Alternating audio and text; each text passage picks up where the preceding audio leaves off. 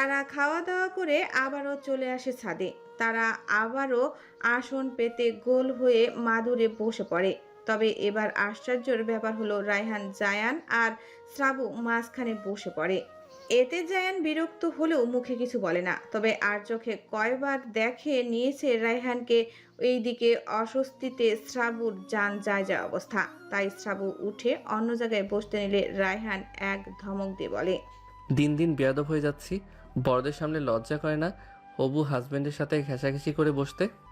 Ryan ভাই, আপনি এসব কি বলছেন? কেন, আমি কি ভুল বলেছি? এতক্ষণ তো দিব্যি বসেছিলি, যেই আমি বসলাম অমনি উঠে যাচ্ছিস। বস এখানে। কিন্তু কোনো কিন্তু না, বস এখানে। শ্রাবুর পুরো কথা শেষ করতে না দিয়ে রায়হান ধমকে কথাটা বলে ওঠে। শ্রাবু মুখ ফুলিয়ে এসে বসে রায়হানের পাশে। সাইফুল পরিস্থিতি স্বাভাবিক করতে হৃদয়কে বলে, শালাবাবু শুরু করো। হৃদয় সাইফুলের কথার মুস্কি হেসে আবারও বোতল ঘোরাতে শুরু করে। এবার এসে পড়ে মিতুর সামনে। মিতু একটা চিরকুট নিয়ে দেখে সেখানে লেখা একটা গান গাইতে হবে। তাই মিতু সাথে সাথে বলে ওঠে, আমি দীপান্বিতা গানটা গাইবো। সবাই সম্মতি দিতেই রাফিদ গিটারে সুর তুলে আর মিতু গান গাইতে শুরু করে। সময় যখন মরুর ঝড়ে এমন হারাই কেমন করে, আমি তখন যোজন দূরে একাকী সঙ্গী মনতা, আকাশ যখন আধার ভীষণ এক ফোঁটা জলে চেয়েছে মন, অবহেলায় অপমানে পেয়েছে রিক্ত শূন্যতা, সমান্তরাল পথের বাঁকে তোমার পথের দিশা থাকে, যে দিশা খোঁজে তোমাকে দীপান্বিতা। তার গান শেষ হতেই সবাই হাততালি দিয়ে বলে, বাহ মিতু, তুমি তো বিদেশি ম্যাম সাহেব হয়েও বাংলা গান খুব সুন্দর করে গাইতে পারো। আর কথাটা কি স্পষ্টভাবে বলো। এসব তুমি শিখলে কিভাবে? তাদের কথায় মিতু আলতো হেসে বলে, আমার মম ড্যাড বাংলাদেশি, তারই আমাকে বাংলা ভাষা শিখিয়েছে। মিতুর কথা শেষ হতেই সাইফুল বলে, বাহ বাহ বাহ, তুমিও তো তাহলে দেখা যায় একদম আমাদের মতোই খাঁটি বাঙালি। তাও অবশ্য বলতেই পারে, আমি লন্ডনের কালচার ফলো করলেও বাংলাদেশের কালচার আমার খুব ভালো লাগে, তাই তো নিজেকে এবার বাংলাদেশের কালচারের সাথে মানিয়ে নিচ্ছি। তার কথায় সবাই মিতুর দিকে তাকায়। আসলে মেয়েটা একদম নজর কাড়া সুন্দরী। বাংলাদেশে আসার পর থেকেই নিজেকে কেমন গুছিয়ে নিচ্ছে। আগের মতো শর্ট ড্রেস পরে না, এখন সালোয়ার কামিজ, কুর্তি, গাউন এসব পরে। হয়তো রায়হানের জন্য নিজেকে পাল্টে নিচ্ছে। দুদিন পর দুজনের দুটি হৃদয় এক বন্ধনে আবদ্ধ হবে। এসব ভেবেই তারা একে অপরের দিকে তাকায়। রাত 12টা বেজে যাওয়ায় সবাই চলে যায় যার যার রুমে। সারাদিন ক্লান্ত শরীরটা বিছানায় এলিয়ে দিতেই রাজ্যের সব ঘুম যেন একসাথে এসে হানা দেয় দু চোখের পাতায়। অপার সৌন্দর্যে গা ভাসিয়ে সকালের মিষ্টি রোদ নিজের শরীরে মাখানোর জন্য শ্রাবু সকাল সকাল ঘুম থেকে উঠে বারান্দায় যায়। চোখ বন্ধ করে একটা নিঃশ্বাস নিয়ে চোখ মেলে তাকায়। চোখ খুলে চারিদিকে একবার চোখ বুলিয়ে নিচে তাকাতেই তার ভ্রু কুঁচকে যায়। হৃদয় বাগানের এক কোণায় দাঁড়িয়ে কারো সাথে কিছু বিষয় নিয়ে কথা বলছে।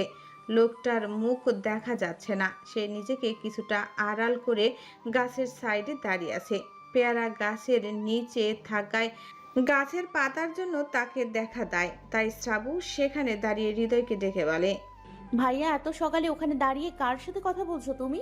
বোনের গলা শুনে হৃদয় আঁতকে ওঠে। পিছু ফিরে বারান্দার দিকে তাকিয়ে বলে, আমার বন্ধু পাখি, তুই ভিতরে চা।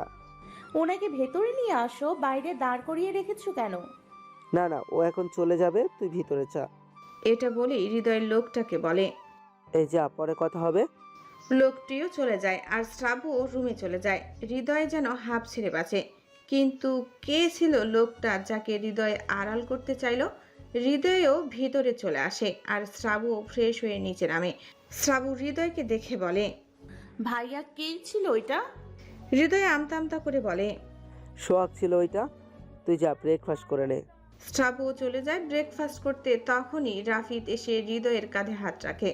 কারণ সে লোকটির চেহারা দেখেছে বাহির থেকে বাড়ির ভেতরে প্রবেশ করার সময়। তাই সে হৃদয়ের কাঁধে হাত রেখে বলে, হৃদয়, তুমি তাহলে সব জানতে?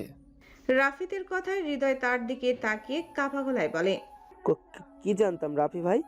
মিস্টার আরসি এর ব্যাপারে? MRRCটা আবার কে? হৃদয় এবার সোজাসাপটা উত্তর দেয়। জানতাম। হৃদয়, সেদিন আমি যখন মিস্টার আরসির ব্যাপারে তোমাকে সব বললাম, তখন আমার কথায় কেন এমন অবাক হওয়ার বান ধরেছিলে? কেন আমার কথা বিশ্বাস করনি? কারণ আমি চাইনি ওর সত্যিটা পাখি জেনে যাক, তাই আমি না জানার মতো করে বলেছিলাম। কতদিন লুকাবে শ্রাবু? একদিন না একদিন জানবেই।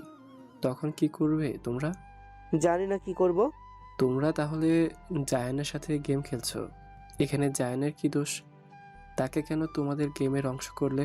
একবার ভেবে দেখেছো, যখন ও জানতে পারবে শ্রাবু জায়ানের হয়েও হলো না, তখন কি করবে?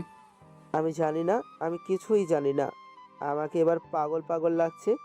হে আল্লাহ, এবার অন্তত সব ঠিক করে দাও, আগের মতো সবটা করে দাও। তারা দুজন আর কোনো কথা না বলে চলে যায় ব্রেকফাস্ট করতে। বাড়ির পুরুষরা ব্রেকফাস্ট করেই চলে যায় যার যার কাজে। এসকে কোম্পানির প্রজেক্ট তৈরির কাজ চলছে, কিন্তু আশ্চর্যের বিষয় তাদের কাজ কারা যেন আগেই অর্ধেক করে দিয়েছে। তারা কারা জিজ্ঞাসা করলে শুধু বলছে, এটা আমাদের বসের আদেশ, আমরা তার আদেশ মতো চলছি। তাদের এমন কথায় মুক্তার খান এগিয়ে এসে বলে। কে তোমার বস? মুক্তার খানের কথায় লোকগুলো তার দিকে তাকিয়ে বলে। আজ পর্যন্ত আমরাও তাকে দেখিনি, শুধু নাম শুনেছি MRRC। আরসি? এ আবার কেমন নাম? তার পুরো নাম কি? তার পুরো নাম আমাদের জানা নেই, আমরা শুধু তার শর্ট নাম জানি। আজ আসি, ভালো থাকবেন স্যার, আসসালামু আলাইকুম। লোকগুলো চলে যেতেই সোহেল এগিয়ে এসে বলে।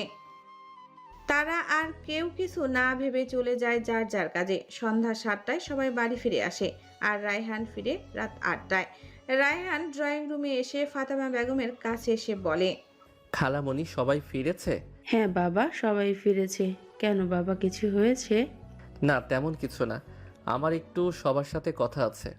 সবাই আসলে বলো, আমার জন্য ওয়েট করতে। আমি ফ্রেশ হয়ে আসছি। আচ্ছা ঠিক আছে বাবা। সবাই রাতে ডিনার করার জন্য একসাথে ডাইনিং টেবিলে উপস্থিত হয়। সবার খাওয়া দাওয়ার মাঝেই ফাতেমা বেগম বলেন। রায়হান সবাইকে একটু ওয়েট করতে বলেছে, ওর নাকি কিছু কথা বলার আছে সবার সাথে। তার কথার মাঝেই হৃদয় বলে। ওর এমন কি কথা আছে যা শোনার জন্য আমাদের ওর জন্য ওয়েট করা লাগবে? যার প্রয়োজন সে কেন আগে এসে কথা বলছে না? তার জন্য কি এখন আমাদের ওয়েট করতে হবে? হৃদয়ের কথা শেষ করার আগেই রায়হান সিঁড়ি বেয়ে নামতে নামতে বলে। শুনেছিলাম খানবাড়ির ছেলে নাকি অনেক ধৈর্য, তা এখন ধৈর্য বুঝি সব ফুরিয়ে গেছে? রায়ান, মুখ সামলে কথা বল, তোর সাথে আমি কথা বলছি না। তা তুই বলতেও পারবি না? এবার কিন্তু বেশি বেশি করছিস তুই। তাই বুঝি? ও সরি, আমি জানতাম না। অযথা কথা বাড়ানোর জন্য আমি বসে নেই। বাই দ্য ওয়ে, বড় মামা, আমার তোমার সাথে কথা আছে। রায়হানের কথায় মুক্তার খান তার দিকে তাকিয়ে বলে। বল, কি বলবি? মামা, তুমি হয়তো ইতিমধ্যে জেনেছো আমি লন্ডনে কিভাবে কার দ্বারা এত কিছু করেছি। জানি।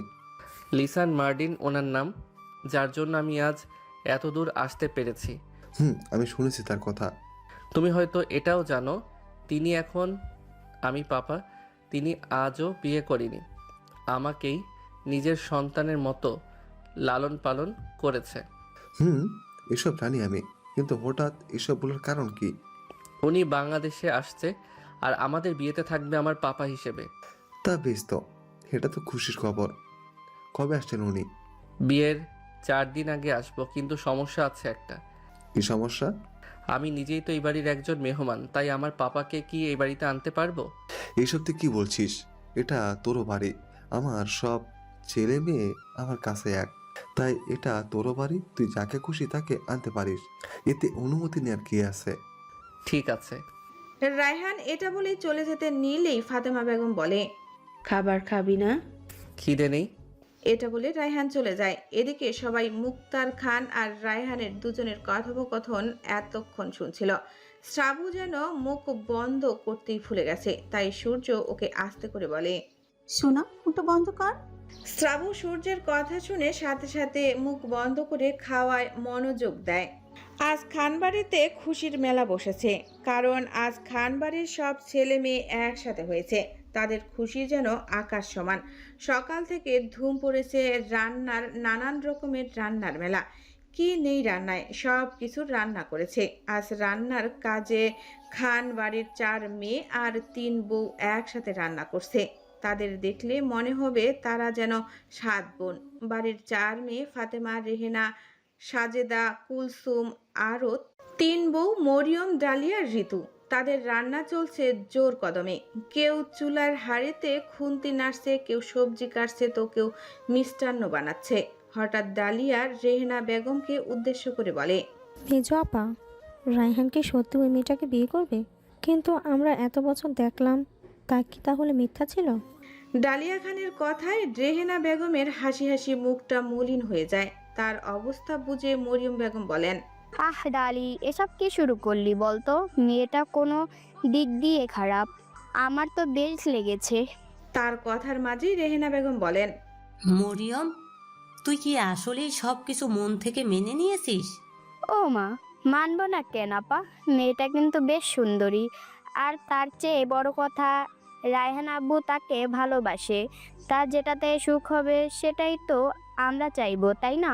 রেহেনা বেগম তাচ্ছিল্যের সাথে হেসে মরিয়ম বেগমের মুখোমুখি দাঁড়িয়ে বলে, তাই বুঝি মরিয়ম? তা নিজের মেয়ের ভালোটা কখনো দেখেছিলি? কখনো শুনতে চেয়েছিলি ঘর কোনো মেয়েটার মনের কথা? কখনো মাঝরাতে তার ঘরে একবার উকি দিয়ে দেখেছিলি মেয়েটা কি করছে? দেখিসনি, কারণ তোর কাছে তোর মেয়ের থেকে রায়হানের ভালো থাকাটা জরুরি ছিল।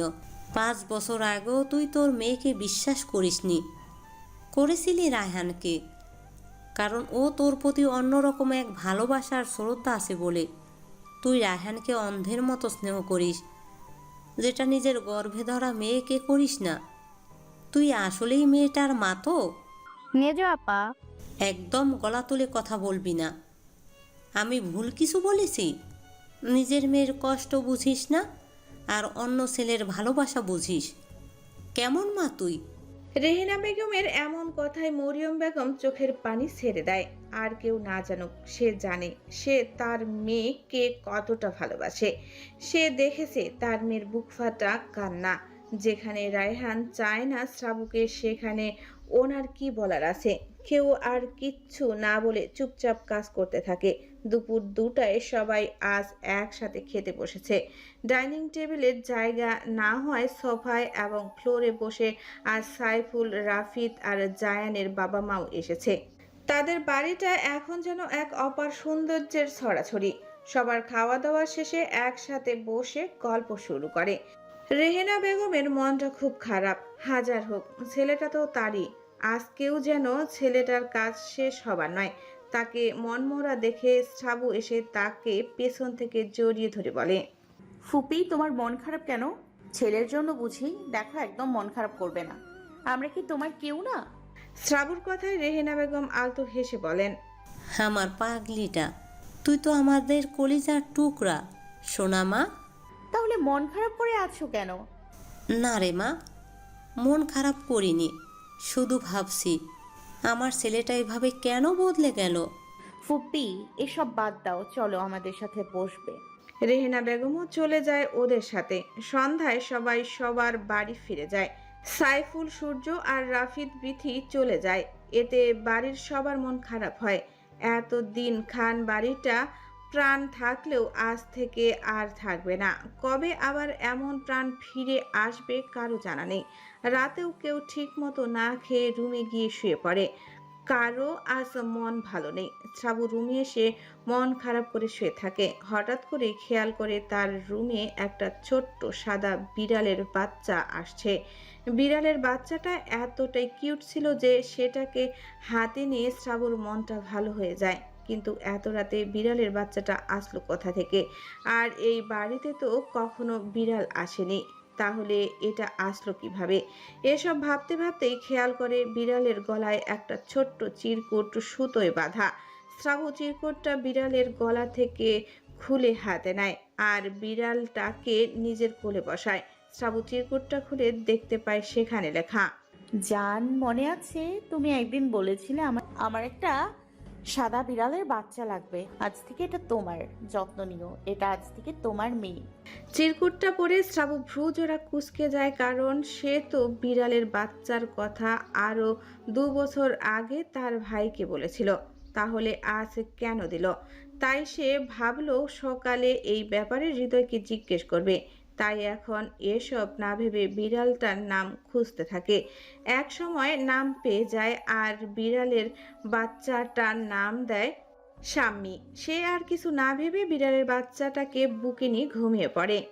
আজ শ্রাবুর ঘুম ভাঙে নরম তুলোর মতো কিছুর স্পর্শে। শ্রাবু ভ্রু জোড়া কুঁচকে নেয়, সে চোখ বন্ধ রেখেই বলে, ধ্যাত, সকাল সকাল এটা আবার কি মুখে এসে পড়ল। চোখ জোড়া বন্ধ রেখেই হাত মুখের উপর রাখে। হাতে নরম কিছু অনুভব করতেই চোখ মেলে তাকায়। বিছানার সাদা বিড়ালের বাচ্চাকে দেখে তার কালকে রাতে সব ঘটনা মনে পড়ে যায়।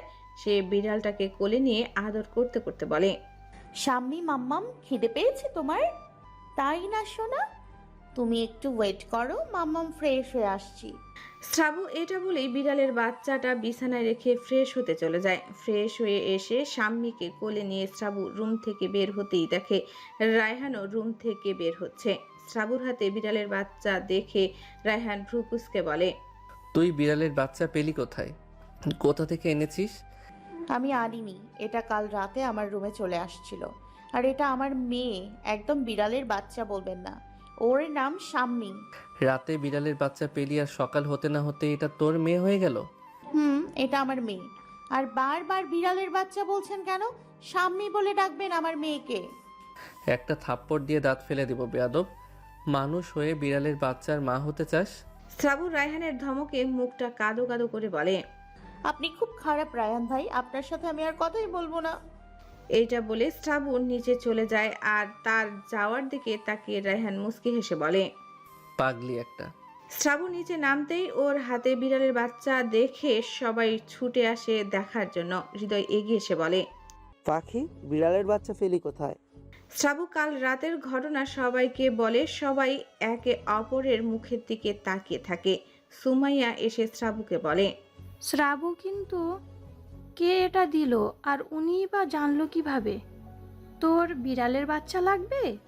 জানি না ভাবি। আচ্ছা বাদ দে, বিড়ালের বাচ্চাটা খুব সুন্দর। একদম বিড়ালের বাচ্চা বলবে না ভাবি, ও আমার মেয়ে শাম্মী, ওকে শাম্মী বলে ডাকবে। বাবা, এক রাতেই বিড়ালের বাচ্চার মা হয়ে গেলি? শ্রাবু কিছু না বলে শুধু উপর নিচ মাথা নাড়ে। তাকে এমন করতে দেখে সবাই একসাথে হেসে ওঠে। আর হৃদয় তীক্ষ্ণ দৃষ্টিতে তাকিয়ে আছে উপরের করিডোরের রেলিং ধরে দাঁড়িয়ে থাকা কারো দিকে। হৃদয়ের সাথে ব্যক্তিটির চোখাচোখি হতেই লোকটি ডোন্ট কেয়ার ভাব নিয়ে চলে যায়। সে চলে যেতেই হৃদয় ঠোঁট বাঁকিয়ে হেসে মনে মনে বলে, আহ, এত লুকিয়ে লাভ কি বলতো? আর কেউ না বুঝুক, অন্তত আমি বুঝেছি এটা তোরই কাজ। কতদিন নিজেকে লুকিয়ে রাখতে পারিস আমিও দেখব। ও যেমন তোর নিঃশ্বাস, তেমনই আমার জান। আমার বোনের কিছু হলে যেমন তুই বাঁচবি না, তেমনই আমিও বাঁচব না। তোর জন্য আমার বোন কত রাত নির্ঘুম কাটিয়েছে, চোখের পানি ফেলেছে, তার সত্য তুলতেই হবে। মিস্টার রায়হান চৌধুরী, ও সরি, সিক্রেট মাফিয়া, এমআরআরসি। কেউ আর কথা না বাড়িয়ে যার যার কাজে ব্যস্ত হয়ে যায়। বাড়ির পুরুষরাও চলে যায় কাজে। আজ শ্রাবু ব্রেকফাস্ট করে শাম্মীকে নিয়ে চলে যায় বাগানে। আজ তার একটুকু মন খারাপ নেই। সে শাম্মীর সাথে খেলছে, মজা করছে, দৌড়াচ্ছে। হঠাৎ পেছন থেকে কেউ বলে ওঠে, বিড়ালের বাচ্চার মা না হয়ে একটা বাচ্চা জন্ম দেওয়ার কথা ভাবলেই তো পারিস। কথাটা শ্রাবুর কর্ণপাত হতেই তড়িৎ বেগে পিছু ফিরে তাকিয়ে দেখে রায়হান দুহাত বুকের উপর ভাঁজ করে রেখে দাঁড়িয়ে আছে। পরনে তার সাদা শার্ট আর কালো প্যান্ট, হাতে কোট, চোখে রোদ চশমা, বাম হাতে রোলেক্সের ঘড়ি আর ডান হাত খালি। মুখে খোঁজা খোঁজা দাড়িতে যেন তাকে কোনো রাজপুত্র লাগছে। 6 ফুট উচ্চতার বলিষ্ঠ লোকটাকে দেখে শ্রাবুর যেন হাজার খানেক বার ক্রাশ খেলো। সে বেমালুম ভুলে গেছে রায়হানের কথাটা। তাকে এভাবে তাকিয়ে থাকতে দেখে রায়হান হতাশার নিঃশ্বাস ফেলে বিড়বিড়িয়ে বলে, হায় আল্লাহ, এই মেয়ের আমার দিকে হা করে তাকিয়ে থাকার অভ্যাসটা আর গেল না। রায়হান বিড়বিড়িয়ে কথাটা বলে একটা ধমক দিয়ে বলে, এই মেয়ে এভাবে কি দেখছিস? থাপড়ে তোর দাঁত ফেলে দিব বেয়াদব। যা ভিতরে যা। রায়হানের এহেন ধমকে শ্রাবু থতমত খেয়ে দাঁত দিয়ে জিভ কেটে চোখ নামিয়ে নেয়। সে আর সেখানে এক মুহূর্ত না দাঁড়িয়ে স্বামীকে কোলে নিয়ে এক দৌড়ে বাড়ির ভেতরে চলে যায়। আর রায়হানও তার কাজে চলে যায়। শ্রাবু দৌড়ে সে রুমে ঢুকে বিছানায় ধপ করে শুয়ে পড়ে স্বামীকে বুকে নিয়ে। তার বুক এখনো অস্বাভাবিকভাবে কাঁপছে। সে স্বামীকে মুখের সামনে ধরে পরপর কয়েকটা চুমু বসায় স্বামীর মুখে। তারপর স্বামীর দিকে তাকিয়ে শ্রাবু বলে, স্বামী সোনা, তোমার মাম্মামের মনে কাল বৈশাখী ঝড় উঠেছে। এই ঝড় কি করে থামাই বলো তো? সব সময় তাকে এতটা চকলেট বয় কেন লাগে? সে কি বোঝে না তার এমন কিলার লুকে আমি ফিদা হয়ে যাই? মন চায় তাকে ধরে খেয়ে ফেলি। শ্রাবণ নিজের হুঁশে আসতেই নিজের মাথায় গাঁটটা মেরে বলে, ধুর, এসব কি বলছি? এটা বলে স্বামীকে আবারও বুকে জড়িয়ে নিয়ে চোখ বন্ধ করে রাখে। আর এভাবেই কখন যে ঘুমিয়ে পড়ে তা শ্রাবু বুঝতেও পারে না। দুপুর 3টায় ঘুম ভাঙে শ্রাবুর। ঘুম থেকে উঠেই ঘড়ির দিকে তাকাতেই তার চোখ জোড়া বড় বড় হয়ে যায়। বেলা 3টা অবধি ঘুমিয়েছিল। তার মনটা আবারও খারাপ হয়ে যায়। সে আনমনে বলে আপনি থাকলে আমি এতটা বেলা না খেয়ে ঘুমিয়ে থাকতাম না। কথাটা ভেবেই সে চটজলদি ভিডিও কল দেয় সূর্যকে। দুবার রিং হওয়ার পরপরই সূর্য কলটা রিসিভ করে। সামনে ধরতেই দেখতে পায় একটা বিড়ালের বাচ্চা। সূর্য ভ্রুজোড়া কুঁচকে বলে, শ্রাবণ ফোন বিড়ালের বাচ্চার কাছে কেন? ফোনটা বিড়ালের বাচ্চার কাছে কিভাবে গেল? আমাদের বাড়িতে তো কেউ বিড়াল পালে না, তাহলে এটা কোথা থেকে আসলো? সূর্য শ্রাবুকে ঢেকে বলে, এই শোনা, কোথায় তুই? তোর ফোন বিড়ালের বাচ্চার কাছে কেন? শ্রাবু বোনের কথা শুনে স্বামীর কাছ থেকে ফোনটা নিয়ে তার মুখের সামনে নিয়ে দাঁত কেলিয়ে হাসে। সূর্য সন্ধিহান চোখে তাকিয়ে বলে, পাখি, রহস্য কি বলতো? এভাবে হাসছিস কেন? আর বিড়ালের বাচ্চা বেলি কোথায়? আপনি, ওইটা আমার মেয়ে শাম্মী। তুই আবার কখন বিড়ালের বাচ্চা জন্ম দিলি? তোকে তো কালকেও ভালোই দেখে আসলাম। আরে আপনি, আমি কেন জন্ম দিতে যাব? আমি তো আমার স্বামীর বাচ্চা জন্ম দিব। একটা থাপ্পড় দিয়ে দিব। বিয়ে হলো না আর উনি বাচ্চা জন্ম দিছে। হ্যাঁ, সেটাই তো পারবা। সবাই শুধু আমাকে থাপ্পড় দেওয়া ভয় দেখায়। শ্রাবু কাঁদো কাঁদো মুখ করে কথাটা বলে। সূর্য বোনের মুখটা মলিন হতে দেখে মুচকি হাসে। সে জানে শ্রাবুকে কিছু বলার আগেই সে মুখটা কাঁদো কাঁদো করে বলবে, তোমরা আমাকে কেউ ভালোবাসো না। হলো তাই। শ্রাবু সূর্যের দিকে তাকিয়ে বলে, তোমরা কেউ আমাকে ভালোবাসো না, আমি আর কারোর সাথেই কথা বলবো না। রাগ করেছিস না? শ্রাবু উপর নিচ মাথা নাড়ে, অর্থাৎ সে রাগ করেছে। বোনের এমন বাচ্চামো দেখে সূর্যের খুব হাসি পাচ্ছে, তবু নিজেকে কন্ট্রোল করার চেষ্টা করে। এসব নতুন কিছু না। শ্রাবুর এসব বাচ্চামোতে তারা সবাই অভ্যস্ত হয়ে গেছে। তাই নিজের হাসি সামলে সূর্য শ্রাবুকে স্বামীর কথা জিজ্ঞাসা করলে শ্রাবু সব কিছু খুলে বলে। শ্রাবুর কথায় সূর্য বেশ বুঝতে পারছে এই কাজটা কার। কারণ সে নিজেই তাকে বলেছিল শ্রাবুর বিড়ালের বাচ্চা চাই। তাই সূর্য আর এই ব্যাপারে কথা না বাড়িয়ে নিজেরা কথা বলতে থাকে। প্রায় ঘন্টাখানেক কথা বলার পর সূর্য কলটা কেটে ফোনটা বিছানার উপরে রেখে সাইফুলের জামা কাপড় ভাঁজ করতে থাকে। এরই মধ্যে সাইফুল রুমে প্রবেশ করে। সাইফুলকে দেখে সূর্য আলতো হাসে। বিনিময়ে সাইফুলও হাসে। সাইফুল এগিয়ে এসে সূর্যের হাত ধরে বলে, মেঘবতী, তুমি যদি কিছু মনে না করো তাহলে আমি তোমার পরিবারের ব্যাপারে কিছু জানতে চাই। সূর্য সাইফুলের কথায় মুচকি হেসে বলে, হ্যাঁ বলো না, কি জানতে চাও? আমি রায়হান আর শ্রাবন্তীর ব্যাপারে জানতে চাই। সূর্য ভ্রু কুঁচকে সাইফুলের দিকে তাকিয়ে বলে, হঠাৎ ওদের ব্যাপারে জানতে চাইলে কেন? না, আসলে রায়হান আর শ্রাবন্তী সবার সাথে সম্পর্ক ভালো থাকলেও আমি তাদের কখনো কথা বলতে দেখিনি। আর না কেউ কারো দিকে তাকিয়ে কিছু বলে। তুমি না চাইলে বলতে হবে না, আমি এমনি জানতে চেয়েছি। সূর্য একটা মুচকি হাসি দিয়ে তাকায় সাইফুলের দিকে। সাইফুল উঠে চলে যেতে নিলে সূর্য তার হাত ধরে বলে, চলে যাচ্ছ যে, শুনবি না? সাইফুলও আর কিছু না বলে আবারও যথাস্থানে বসে পড়ে। আর সূর্য তাকে অতীত বলতে শুরু করে। বিকাল 5টায় জায়ান খান বাড়িতে এসে শ্রাবুকে ডেকে বলে, জানেমান, চলো ঘুরে আসি। এখন কোথায় যাব? চলো আজ তোমাকে নিয়ে আশেপাশে ঘুরে আসি। শ্রাবু আর কথা না বাড়িয়ে রাজি হয়ে যায় ঘুরতে যাওয়ার জন্য। কারণ আজ তারও একটু ঘুরতে যাওয়ার জন্য মনটা আকুপাকু করছে। সে জায়ানকে বলে, জায়ান, আপনি একটু ওয়েট করুন, আমি তৈরি হয়ে আসছি। জায়ানও আলতো হেসে বলে, ওকে জানেমান, আমি ওয়েট করছি, তুমি এসো। 30 মিনিট পর শ্রাবু জায়ানের সামনে এসে বলে, আমি তৈরি, চলুন। জায়ান আর শ্রাবুর দিকে তাকিয়ে আর চোখ ফেরাতে পারছে না। শ্রাবু আজ শাড়ি পরেছে, তাও আবার লাল কালারের, কানে ঝুমকো, চোখে কাজল, ঠোঁটে লাল লিপস্টিক, গালে হালকা লাল ব্লাশ, ঘন দীঘল কালো চুলগুলো আজও ছেড়ে রাখা। তাকে যেন কোনো রূপকথার রাজকন্যা লাগছে। জায়ান আনমনি বিড়বিড়িয়ে বলে ফেলে, মাই রেড চেরি। তাকে বিড়বিড়িয়ে কিছু বলতে দেখে শ্রাবু মুখটা মলিন করে বলে, জায়ান, আমাকে কি ভালো লাগছে না? চেঞ্জ করে আসবো? হ্যাঁ, তুমি বরং তাই করো জানেমান। কারণ তোমাকে দেখে কেউ হার্ট অ্যাটাক করলে আমাকে জেলে যেতে হবে। এমনিতেই আমার হার্টবিট ফাস্ট হয়ে আছে। কেন কেন? তুমি তো বুঝবে না জানেমান, তোমার এই নজর কাড়া রূপে আজ যে কেউ পাগল হতে বাধ্য। আচ্ছা চলো, দেরি হয়ে যাচ্ছে। কিন্তু চেঞ্জ করব।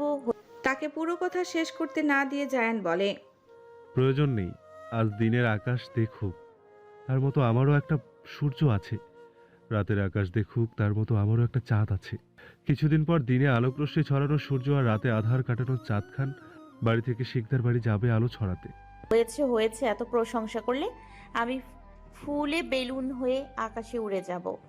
হুম, জায়ান শিকদার থাকতে তোমাকে আমার কাছ থেকে কেউ কোনোদিন কেড়ে নিতে পারবে না জানেমান। এবার কি আপনি যাবেন নাকি এখানে সময় শেষ করবেন? হ্যাঁ হ্যাঁ, চলো। তারা বেরিয়ে পড়ে, উদ্দেশ্য আশেপাশের একটু ঘোরাঘুরি করার। যাওয়ার সময় শ্রাবু তার বড় আম্মুকে জানিয়ে যায় তারা বাইরে যাচ্ছে। জায়ান গাড়ি আনতে চাইলেও শ্রাবু আনতে দেয়নি। আজ তারা ইচ্ছে করে পায়ে হেঁটে ঘুরবে। প্রতিদিন গাড়িতে চড়তে ভালো লাগে না, তাই জায়ানও তার কথায় সম্মতি প্রকাশ করে। দুজন হাঁটছে পাশাপাশি, শ্রাবুর হাতে আইসক্রিম আর জায়ানের হাতে শ্রাবুর ব্যাগ। রাস্তা দিয়ে যাওয়ায় মেয়েগুলো জায়ানকে হা করে তাকিয়ে দেখছে আর হাঁটছে। দেখবেই নাই বা কেন? এমন সুদর্শন বলিষ্ঠ পুরুষকে দেখলে যে কেউ তার দিকে তাকাবে। অতিরিক্ত ফর্সা, গায়ের কালো রঙের শার্টটা জায়ানের হ্যান্ডসামের আরও দ্বিগুণ বাড়িয়ে দিয়েছে। জায়ানের চোখে চিকন ফ্রেমের চশমা, বাঁ হাতে ঘড়ি, ডান হাতে কালো রঙের ব্রেসলেট। 5 ফুট 11 ইঞ্চি বলিষ্ঠ জিম করা পুরুষালী দেহ দেখে মনে হচ্ছে কালো কালারটা যেন তার জন্যই তৈরি। ঠোঁটগুলো অতিরিক্ত মাত্রায় গোলাপি হওয়ার ধরন, ঠোঁটগুলো দেখেই তার প্রতি মেয়েরা আকৃষ্ট হয়। কিন্তু সেই সুদর্শন পুরুষ আসক্ত হয়ে আছে হলুদ বর্ণন গায়ের এক মেয়ের উপর, যার প্রতি তার দিন দিন আসক্তি বাড়ছে। তার এই আসক্তি তো আর 1 বা 2 দিনের না, বছরের। হঠাৎ করে শ্রাবু জায়ানকে বলে ওঠে, জায়ান, আপনি এতটা সুন্দর আর সুদর্শন হয়েও আমার মতো মেয়ের প্রেমে কেন পড়লেন? আপনি তো আমার থেকেও বেটার কাউকে ডিজার্ভ করেন। আপনার সাথে তো আমাকে কোনো দিক দিয়েই যায় না। তাহলে কি দেখে এতটা ভালোবাসলেন আমাকে? জায়ান তার দিকে তাকিয়ে হালকা হেসে বলে, তুমি বলেছো আমি নাকি তোমার থেকে ভালো কাউকে ডিজার্ভ করি, কিন্তু জানেমান তুমি তো জানো আমি যখন তোমার চোখে তাকাই সেখানে একটা দুনিয়া দেখি, যেটা দেখলে মনে হয় সেই দুনিয়া শুধু আমার জন্যই তৈরি। তুমি নিজেকে ছোট ভাবো, অথচ তুমি এমন একজন যাকে পেয়ে আমি প্রতিদিন নিজেকে ভাগ্যবান মনে করি। তোমার সরলতা, তোমার কথার ভিতরে লুকিয়ে থাকে সেই মায়া, এইসব তো আমাকে তোমার প্রেমে পড়তে বাধ্য করেছে। তুমি হয়তো জানো না, কিন্তু আমি তো তোমাকে প্রথম দেখার দিন থেকে নিজের বলে ধরে নিয়েছি। আর তুমি বলছো তোমার সঙ্গে আমার যায় না। তুমি কি জানো আমি এই জীবনটাকে তোমার পাশে দাঁড়িয়ে কাটানোর জন্যই ভালোবাসতে শিখেছি। তুমি আমার গল্পের শেষ নয়, তুমি সেই শুরু, যেখান থেকে আমার ভালোবাসা বেঁচে থাকার মানে খুঁজে পেয়েছে। তোমাকে দেখে আমার হৃদয় বলে, এই তো সে, যার জন্য আমার হৃদয়ের স্পন্দন এতদিন অপেক্ষা করছিল। জানেমান, তুমি কি জানো তোমার ছায়ায় হারিয়ে গিয়েও আমি নিজেকে তোমার মাঝে বারবার খুঁজে পাই।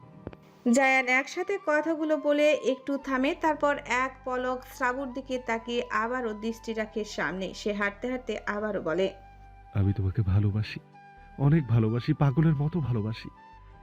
যে ভালোবাসায় আছে শুধু তোমাকে পাওয়ার আশা, যেই ভালোবাসায় আছে তোমাকে সারা জীবন আমার করে রাখার আকাঙ্ক্ষা, যেই ভালোবাসায় আছে তোমাকে নিয়ে আমার সারা জীবন বেঁচে থাকার আকাশ সমান ইচ্ছা।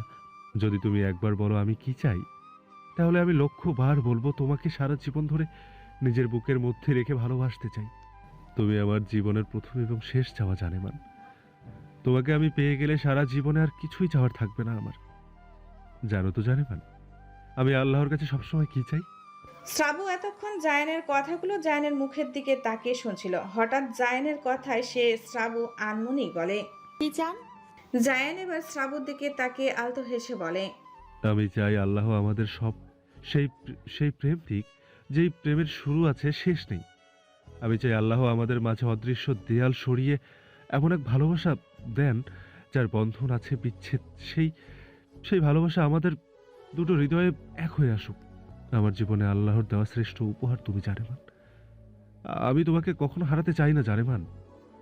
আমি জায়ান কখনো কোনো নারীর দিকে চোখ তুলে তাকাইনি, অথচ তোমার চোখে তাকাতেই আমার সর্বনাশ হয়ে গেল। জানেমান, জানো তোমাকে দেখলে আমার কি গান গাইতে ইচ্ছে হয়? আপনি তো কখনো বলেননি, জানবো কিভাবে?